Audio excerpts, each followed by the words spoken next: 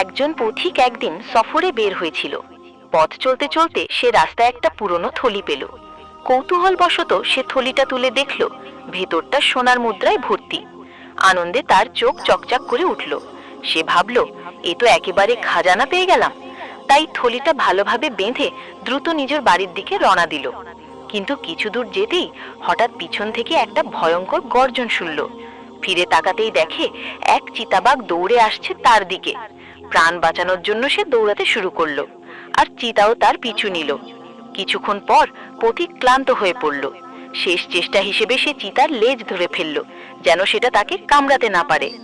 এমন সময় থলিটা তার কোমর থেকে ছিটকে পড়ে খুলে গেল, আর সব সোনার মুদ্রা মাটিতে ছড়িয়ে গেল। ঠিক তখনই এক ব্যবসায়ী ওদিক দিয়ে যাচ্ছিল। সে দৃশ্যটা দেখে অবাক হয়ে জিজ্ঞেস করলো, তুমি এটা কি করছো? আর এই এত সোনা কোথা থেকে এলো? তখন পথিক বুদ্ধি করে বলল, এই চিতাবাঘের লেজ নাড়াইলে তার পিছন থেকে সোনার মুদ্রা পড়ে। এই কথা শুনে ব্যবসায়ীর মনে লোভ জেগে উঠল।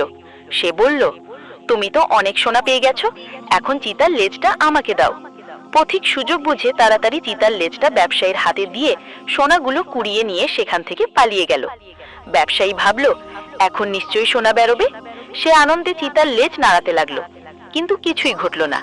কিছুক্ষণ পরই সে লেজটা ছেড়ে দিল, আর মুহূর্তেই চিতা ফিরে এসে তার উপর ঝাঁপিয়ে পড়ল। সেখানেই ব্যবসায়ীর মৃত্যু হলো।